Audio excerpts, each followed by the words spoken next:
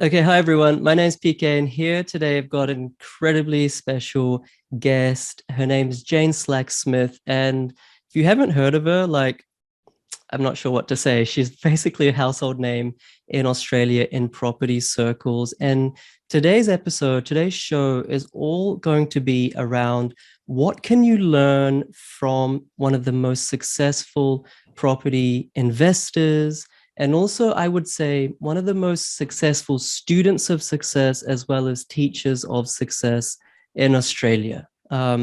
Jane, I'll introduce you a little bit more in a second, but just so you're not looking at me blankly, just thank you for coming and making time. Oh, thank you so much. I look, I loved having a chat with you a few weeks ago when you said, no, will you come and have a chat with me more about this? I'm like, hell yeah, that'd be great. So Yeah. I'm really excited.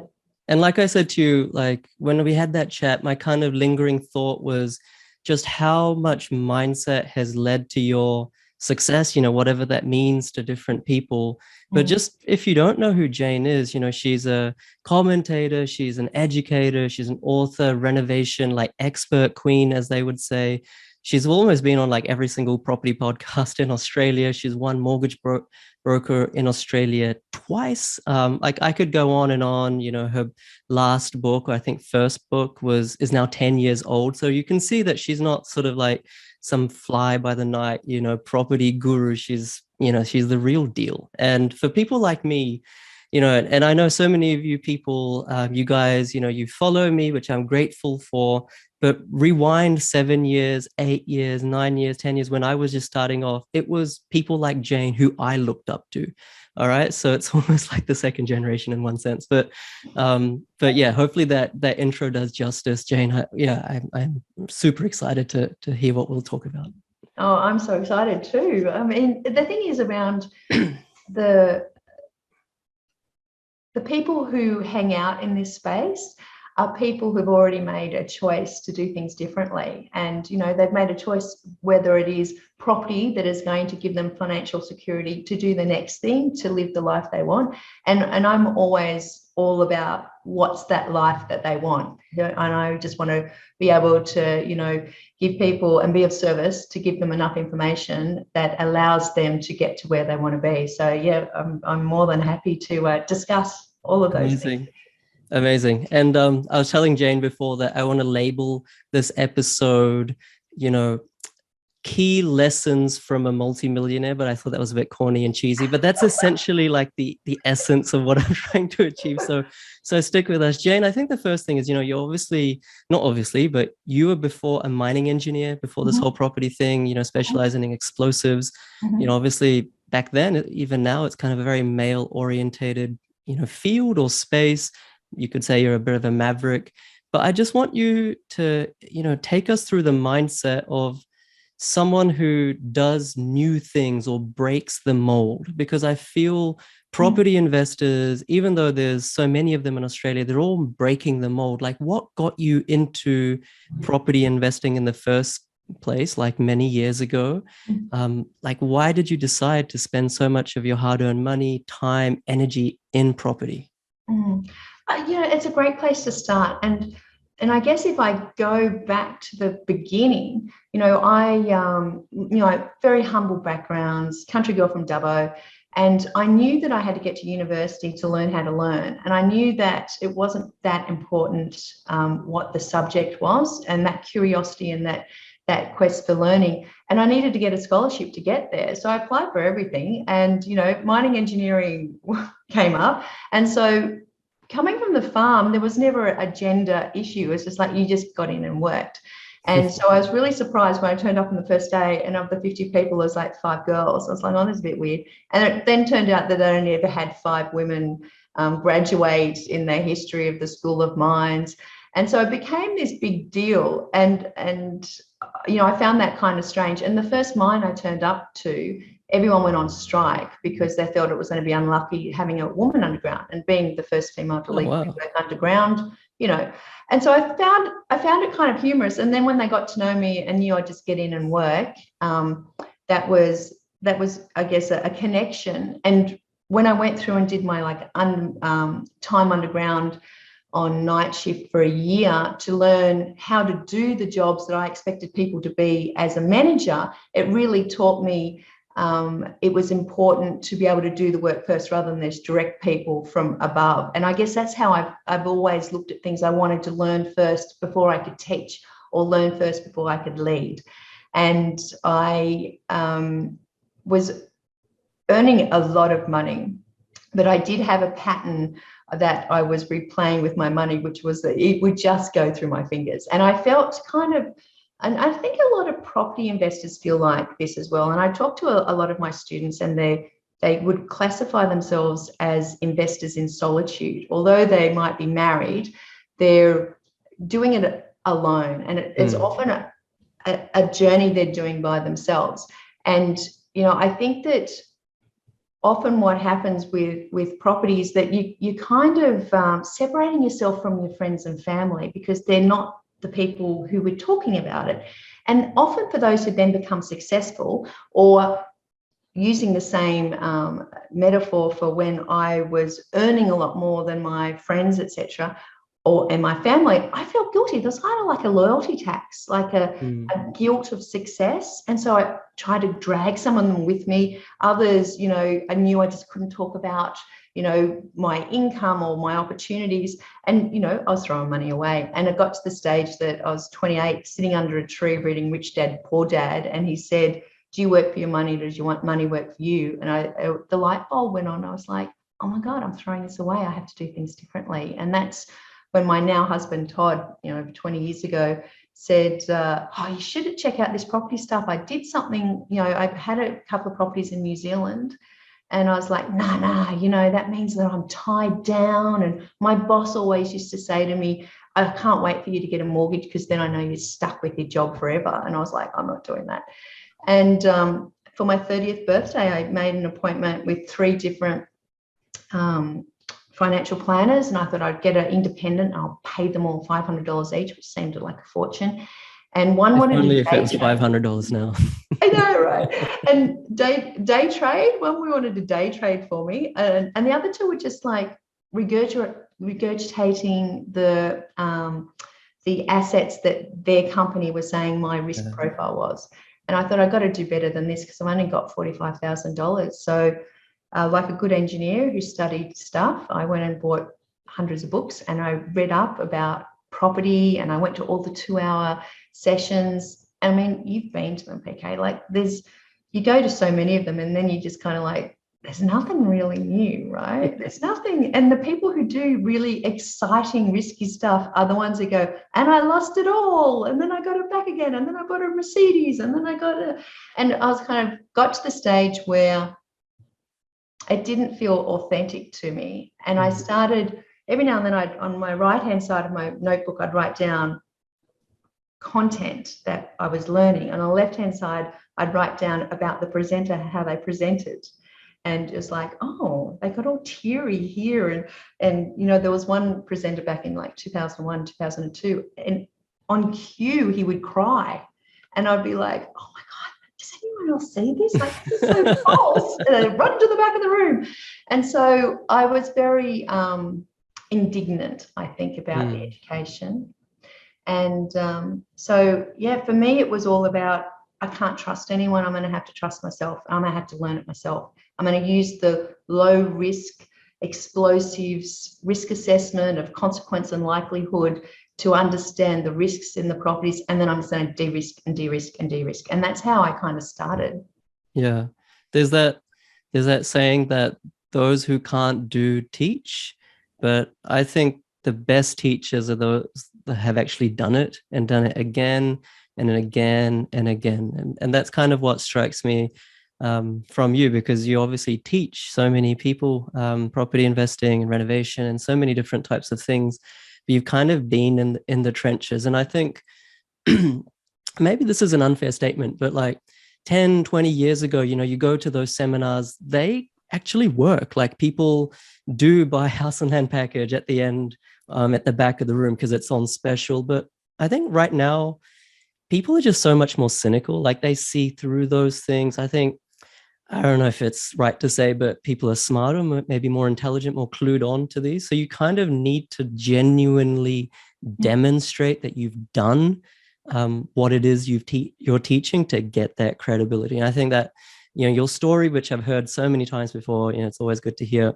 It kind of personifies that principle. And I think what I wanted to ask you was, like, there's so many. I'm not certainly as experienced as you, but there's so many experienced property investors who've achieved so much like you. And then there's like the 20-year-old out of uni right now, or the 25-year-old or 30-year-old, even 35-year-old couple, a couple of young kids who scratch their head and they listen to your story, Jane, and they're like, well, of course she could do it. That's when house prices were cheap. That's when everyone could make millions of dollars through property. Now it's not like that, Jane. So, putting on your abundant mindset or your hat, which I know you always have on, like what are your lessons, or what's your response to people who are saying it's so hard to start in property now versus 10, 20, 30 years ago?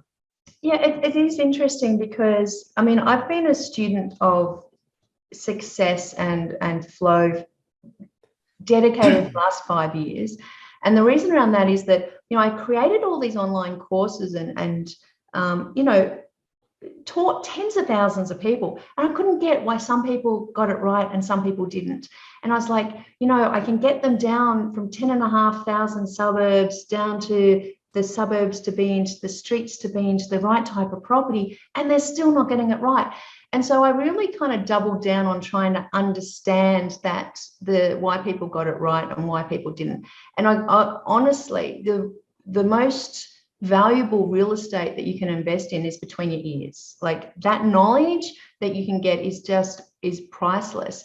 And when I think about all of the first home buyers that I speak to, or people who are just trying to get in, and it all seems so hard, sometimes you do need to get creative. And it's okay to say, back in your day it was okay, and back in my parents' day house prices were $20,000 in Sydney, why didn't you buy 5 of them? Yeah. Well, the average income was not that much. And so you kind of look at the situation that you're in, and one of the things that I've found that successful people do is they have that goal and that vision. And so they really understand what they're trying to get to, and they understand their current reality and where they are right now.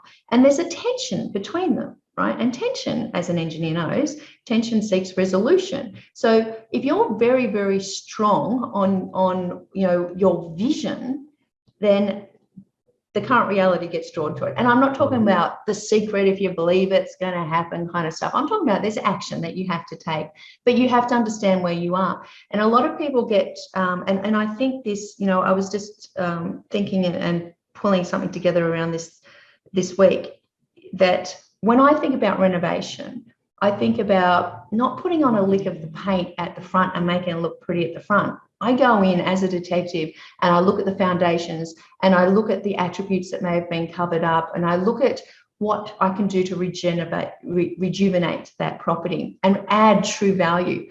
And I think we can renovate ourselves first before we can renovate or, create that wealth that a lot of people are after. And a lot of people have limiting beliefs, and it might be around the fact that, wealth or rich people are evil, or they've done something wrong to get the money, or should I deserve to have this when my friends and family can't? Will they still love me? So there's all of these stories playing around. And what fascinates me, Dr. Joe Dispenza, who, talks about the quantum field and quantum physics and all these interesting things, they've done studies that show that there's 400 billion pieces of information that is fed into us every second, but we have the capacity to take on 2,000 bits. So there's a filtering system, and the easy way for us to do that is from our past experiences, thoughts, beliefs, experiences, and feelings. And so we're always filtering to where we've been. And when I talk to people who are like, it's all too hard, it was okay for you, they're almost relinquishing their power of the opportunity to be able to create something new. And they're coming from the mindset of lack. And when you come from that mindset of abundance, which is, what would I have to do to achieve what I want to do? It's about getting the education. It's about getting a mentor. It's about getting a coach. following successful people who've done it and ask them.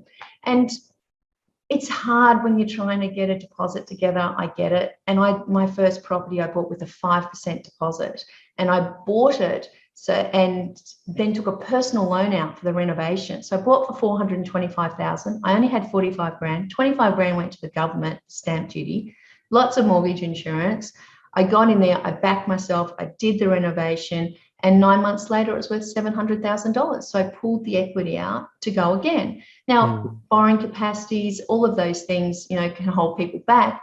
But there is ways, and I'm on an advisory board for a number of prop techs and fintech startups, because I believe there should be ways that people can invest that isn't limited by their current position.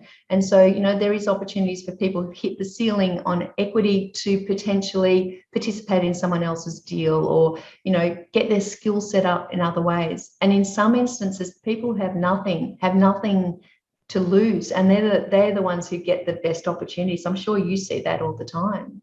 Yeah, no, for sure. I mean, one thing that you just said really struck me, that if you have a crisp or clear enough goal and you know where you are, then there's that tension, but that tension lends itself to resolution.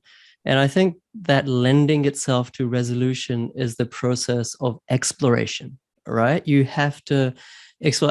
It's not my phrase, I can't remember who says it, but you know, you can't be what you can't see. So if you want to earn a passive income or whatever your goal is, right, you're in the communities or circles or colleagues where that's not possible. You need to find people who've actually done it.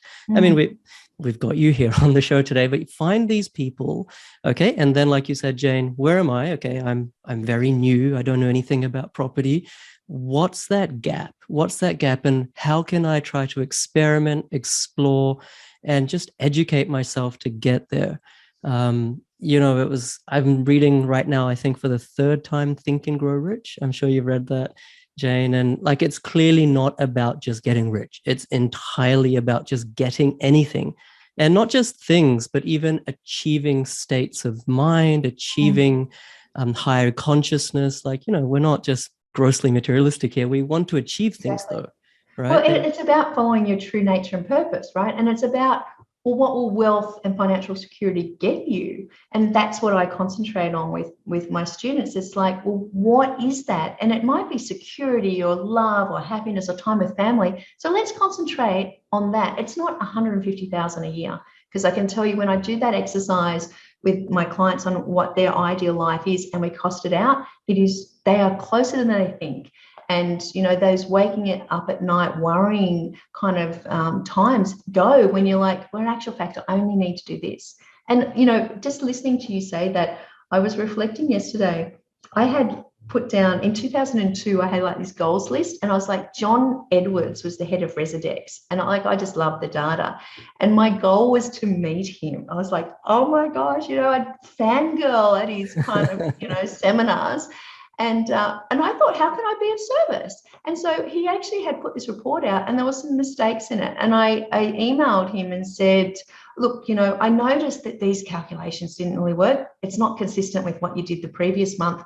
You know, I just thought I'd let you know. And he came back and he was like, I'm talking to John Edwards. And he's like, come on in. And then I had the opportunity to say to him, you've got all this information on every property in Australia. Could we have a renovation report? Because I want to know the pricing disparity in the suburbs to know if we can renovate there. And he was like, hell yeah, we can build that for you. So then he comes up with his renovation report. And, you know, I set that intention to be of service to him first. But I also knew that then I could be of service to others by actually, you know, connecting what he had to what we needed. And so, you know, my community used his reports. So for me, you know, I went from mining engineer to, oh my goodness, we've got a portfolio, and I've worked out how to do that in a low risk way with my Trident strategy. I need to show my friends and family. They built multi-million-dollar property portfolios. And then 2005, I was like, I need more friends. So that's why I started the mortgage business, so I could talk to people legitimately, legally, under professional indemnity about property. It wasn't about finance. It's just a vehicle to get you to the right strategic property decision, to get you to where you want to be, which is love, happiness, connection, serving, legacy, impact, whatever that is. Just listening to you and watching you speak, it's clear that the financial bit is no longer your why. Like it's just no longer your why. It was never my why. And isn't, I mean, anyone who's watching and listening, like, guys, just connect to that, because I always talk about financial happiness, right? But that's financial happiness. Anyone who's achieved financial happiness will tell you, and you won't hear this from many other property commentators, that didn't get you actual happiness. Okay. Financial happiness, like you said, Jane, it just allows you to stop worrying about finances so you can start thinking about what actually matters. Does that make sense? It sounds like you've been down that journey. And you know, one of the things I talk to my students about is true wealth, and we define what true wealth is. And I've got to tell you, it's internal and it's not external validation. And one of the little exercises that I run, and I challenge you in the next minute or two to just think about this. If you close your eyes and just consider, if you wake up tomorrow and everyone else in the world is gone, like everyone's gone, you know, there's nuclear power giving you power, you can get some water and food, etc. Would you live in the mansion that you have to clean and it's empty? Would you wear Gucci, or would you be happy in, you know, trackies? Like, would you need the big fancy car? Like, really connect with what you would really want. And when you'd be wanting to be with your friends and family and have that connection and time, you don't need the car, you don't need the fancy house, you don't need the clothes. So, and I think that's just a really powerful exercise just to run in your mind, because a lot of us, you know, there's this great secret that we work 40 hours a week for 40 years to retire on 40% of what we earn. And it's like, well, why are we doing that? It's a massive fake out, if you ask me. it's a massive fake out. But I think what's really interesting, and hopefully what people are getting out of this, is that you should be laser focused about your financial health, but treat it as a means to an end towards your overall health or overall wealth, not just from a finance perspective, but overall. And you keep mentioning this word, Jane, service. You know, the way to get ahead in life, the way to get wealthy, true wealth in life, is to make an impact on as many people as possible, because then the universe gives you back. It's starting to get a bit spiritual, but you know, if you do good, you get good. Like, that's pretty obvious even right now. And I think just on that is that I created my online courses because I felt it was that quantity. I needed to get to as many people as possible to get the message out.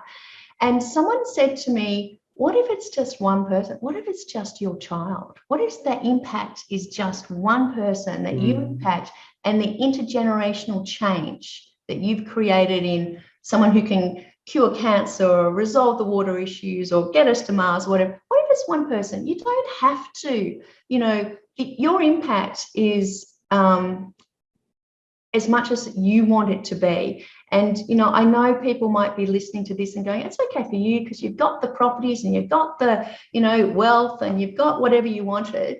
But, you know, I'm sitting here in my rented apartment and I'm couch surfing or whatever just to make money on the weekends for Airbnb with renting my couch out. And, you know, I had a mortgage client who made his deposit renting out his couch. So I get that there's people doing this. And I'm eating mince every night and whatever. You know, there has been a journey for you and for I where we have been in a position of lack, but we've concentrated on the abundance. And it's around, you know,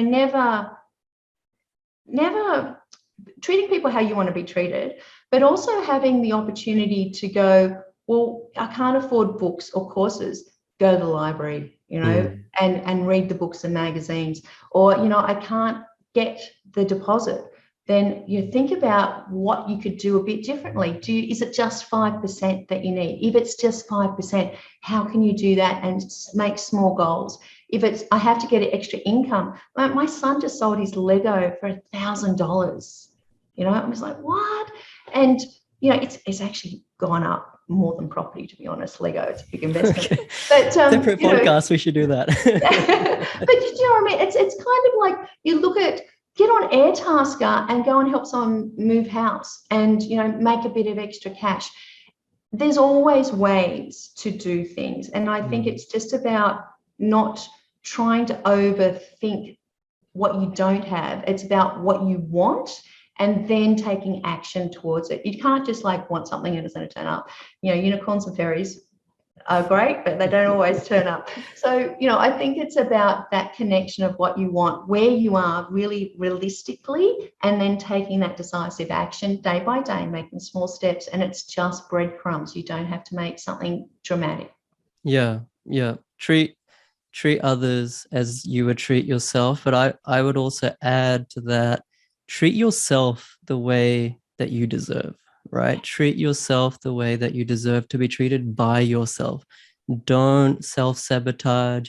Don't make a big, hairy goal and then get overwhelmed with it. Like you said, Jane, just take the next step. Like, just not even next step, take the next half step. Just get some momentum going. And maybe just last question that I can hopefully extract as much value from you while I've got you. And we should have a second session. But last question for now. You know, people in 2022, they're starting or in the middle of their property journey. We've had some fantastic years of growth last couple of years. There's lots going on in the world. You know, everyone says there's such uncertain times. I can tell you every year of my property investing journey has been uncertain, but let's say this is the most uncertain time and people are freaking out, right? What words of wisdom or what can you say to people who are like just umming and ahhing? They know where they want to go. They know where they are. They know that property investing is that bridge, but they're just knocking down that bridge because they're saying it's all too uncertain. Look, I would just say back yourself. You can only control what you can control. And the people, you know, there's terrible things happening in the world, but there's also wonderful things happening in the world. And it's the information that you take in and how you use that information. It's 2,000 bits that you get to choose. You're in control.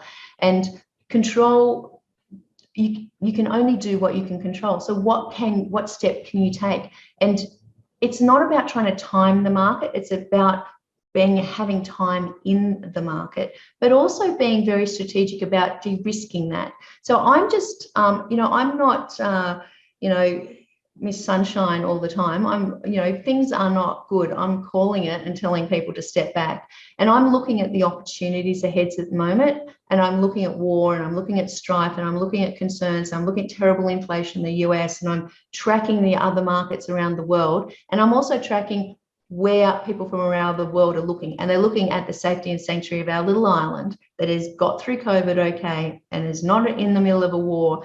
And, you know, we're doing all right, and we are looking at being a place of haven, and we are going to have an influx of people. And if you think about the fact that we've been closed down for 2 years and we had this property boom that went on, then, you know, hey, in the next year, people are going to be coming in, they'll be having jobs. So there won't be that wage pressure that everyone's predicting, and potentially not even that interest rate rise.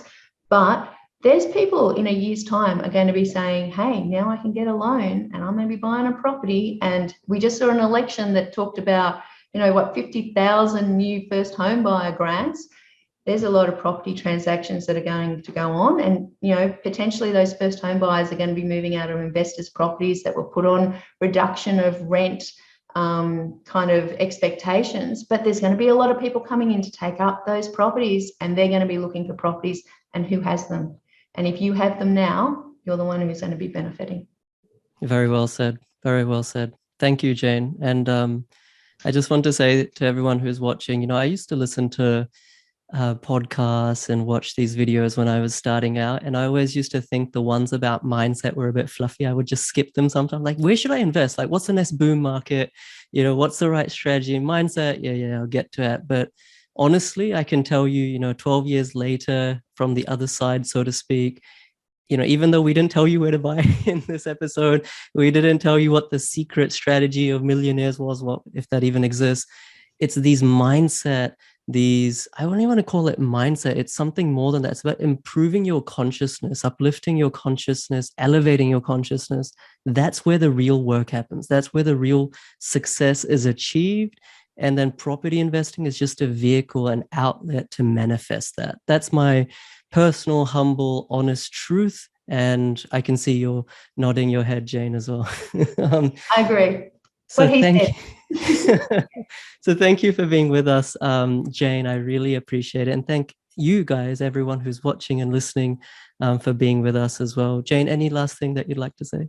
No, look, as PK said, back yourself, and you can only control what you can control. Micro steps, just take some momentum forward and believe in yourself, back yourself. Amazing, amazing. So I'm a huge believer in education. Jane is a huge believer in education and also delivers a whole bunch of education. I won't do it justice by going through all the courses and everything, but look, she's pretty much a big deal. So just Google her, you'll find everything. Go check that out. And yeah, once again, Jane, thank you so much for making time. Absolute pleasure.